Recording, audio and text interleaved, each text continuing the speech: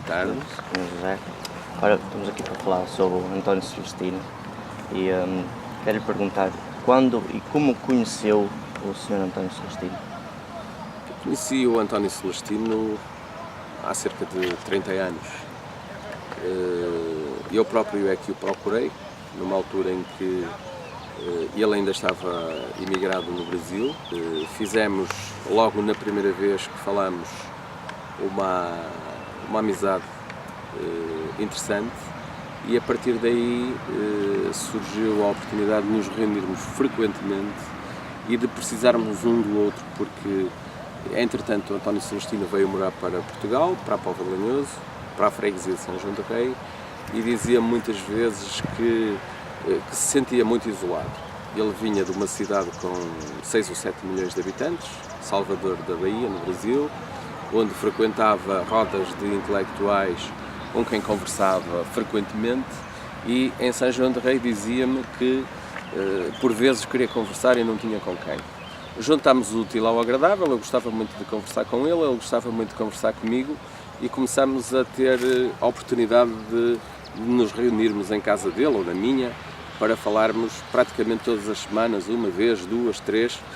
Houve ocasiões em que chegávamos a juntar-nos quase todos os dias, ele vinha tomar um cafezinho, falávamos meia hora e construímos assim uma grande amizade. Tá? Portanto, conviveu pessoalmente com... Convivi com ele durante 30 anos, quase todos os dias. Se não falávamos pessoalmente, falávamos pelo telefone. Como é que as pessoas viam aqui na Póvoa e no país? Não sei. Nós que estamos próximos, quando estamos próximos de alguém, temos sempre dificuldade em aferir a forma como as pessoas veem essas nossas amizades. E como a nós próprios. Eu não sei como é que as pessoas me veem a mim, como você certamente não sabe como é que as pessoas o veem a si. Porque uma coisa são os afetos do momento, são os abraços que se dão em determinadas circunstâncias, outra coisa é aquilo que depois está por detrás dessa relação ou dessa expressão de admiração, de amizade, de procura de saber mais. O António Celestino tinha um conjunto de amigos fabuloso, a começar pelo próprio Jorge Amado, grande escritor brasileiro que era compadre de António Celestino. Isto é, o António Celestino teve uma filha casada com um filho de Jorge Amado, muitos anos, tem 3 netos em comum e, portanto, a relação deles era uma relação familiar, mas, sobretudo, uma relação de grande cumplicidade e de grande camaradagem. Mas figuras das letras e das artes, o António Celestino teve-as às dezenas. Eu posso lhe dizer apenas algumas: João Valdo Ribeiro, Ferreira de Castro, Gilberto Freire, isto nas letras, Fernando Assis Pacheco, o embaixador Dário Castro Alves, uma quantidade enorme de gente que se dava com o António Celestino. Para além disso, como ele fazia muito crítica de arte, como era um homem entendido em artes plásticas e fazia crítica de arte, fez também grandes amizades com homens, homens e mulheres das artes, com o Caribé, com o Cavalcanti, em Portugal com o Júlio Pomar, com uma quantidade enorme de pessoas. Com essas o relacionamento era extraordinário, era excelente. Com outras pessoas, com um cidadão comum, há sempre uma espécie de admiração do cidadão comum pelo escritor, pelo intelectual, mas às vezes há uma barreira entre as pessoas que as afasta. Não sei muito bem qual era a relação, não lhe sei descrever a relação que ele tinha nem com a terra em si, nem com o resto do país. Sei que havia, da parte da terra, uma vontade de prestar alguma homenagem ao António Celestino, e a prova disso é que a própria Câmara Municipal, em algumas circunstâncias, publicou inclusive alguns trabalhos dele. Chegou-se-lhe a fazer uma homenagem pública em vida, o que é raro, porque geralmente em Portugal só se homenageia as pessoas quando morrem. Chegámos-lhe a fazer uma homenagem pública em vida quando ele fez 80 anos, uma homenagem lindíssima, onde esteve presente o embaixador do Brasil, onde se fez a publicação do livro Contos em Forma de Cereja, fez-se um jantar de homenagem onde lhe foram oferecidas determinadas lembranças, mas mais do que isso, a relação dele com as pessoas era sempre uma relação algo distante, não porque ele fizesse por isso, mas porque por vezes as pessoas, quando o indivíduo a quem admiram é muito grande, há ali sempre uma reação ou um encontro direto. Como você disse, ele viveu no Brasil, em Bahia.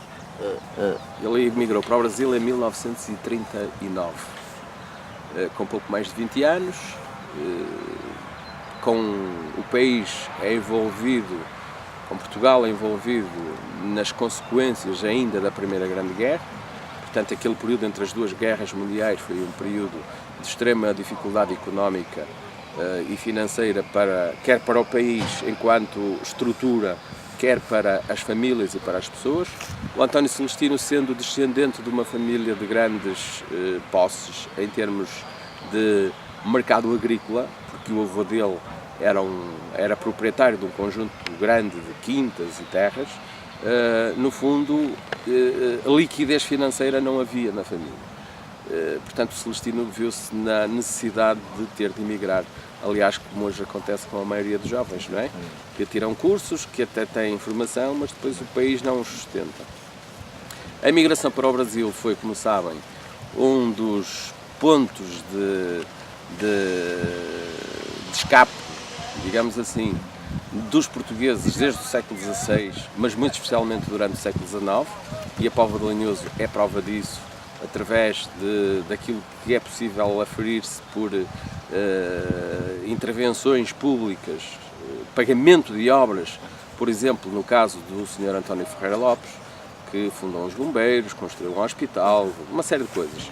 Celestino foi um bocado na senda dessa imigração necessária para o Brasil em 1939.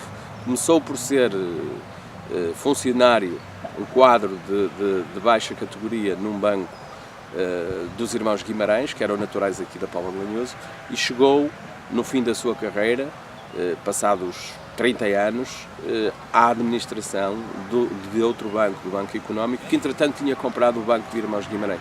O Celestino fez uma trajetória ascendente, brilhante, começou quase por contínuo e acabou na administração do banco. Ele teve uma vida fácil há muitos anos.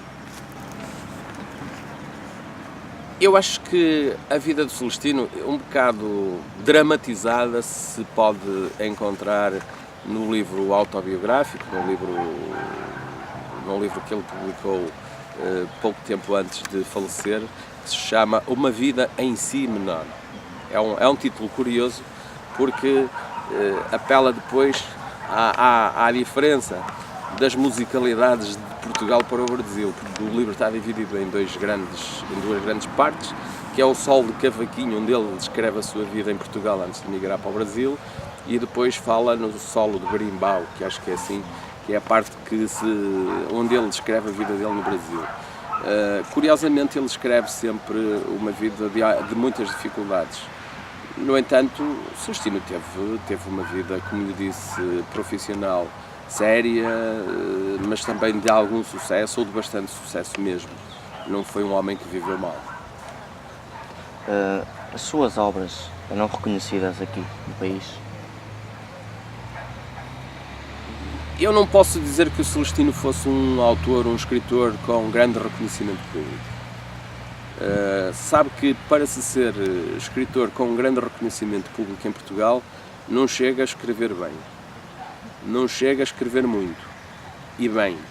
É preciso ter por detrás uma máquina de propaganda, um marketing que custa muito dinheiro. E o Celestino nunca teve, ou nunca quis ter esse tipo de máquina por detrás dele. Existem algumas obras publicadas de António Celestino. Conhece outras obras que não chegaram a ser publicadas?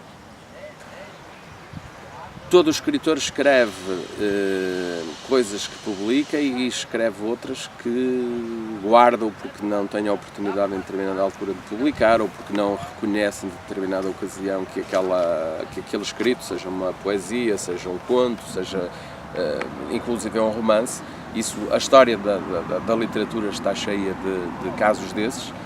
Aliás, é curioso que muitos escritores, quando são muito famosos, têm, depois de mortos, alguns livros publicados que eles próprios rejeitaram enquanto vivos. Ainda há pouco saiu um livro da Sofia de Mello Brenner, em que ela só escreveu 4 ou 5 páginas e depois o livro foi acabado por um neto.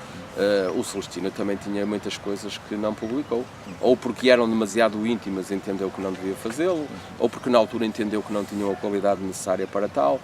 Mas eu acho que não é um caso específico do António Celestino, é um caso de todo o escritor. Na sua opinião, a vida no Brasil influenciou as suas obras? Claro que sim, claro que sim. O convívio.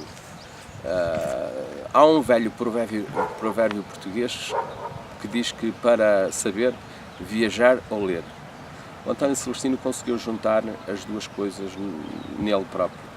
Ele lia muito. O Celestino tinha uma biblioteca no Brasil composta por alguns milhares de livros e tinha uma biblioteca em São João del Rei que provavelmente teria ainda mais livros do que aquela que tinha no Brasil. Mas não era um homem que tivesse livros na prateleira para ganharem teias de aranha ou para ganharem pó. Era um homem que lia todos os dias e lia muito e lia grandes autores. O António Celestino foi um indivíduo que sempre primou por ler os grandes clássicos. Ele conhecia todos os grandes clássicos portugueses, mas não só. Para além do mais, teve no Brasil a possibilidade de conviver com um conjunto de escritores, dentre os quais já lhe citei alguns, que também nos trazem algum amadurecimento, também nos trazem alguma possibilidade. Eu tenho algumas leituras feitas de autores que, se não os tivesse conhecido pessoalmente, provavelmente nunca os teria lido. Isso faz com que nós cresçamos, não é? O convívio com os intelectuais faz com que nós, pelo menos, tenhamos vontade de conhecer aquilo que eles escreveram. Eu acho que a ida do António Celestino para o Brasil lhe abriu horizontes que, se tivesse ficado em São João del Rei, ou mesmo que tivesse ido morar para Lisboa, não teria. Muito obrigado. Eu é que agradeço. Poder falar do António Celestino é sempre um prazer.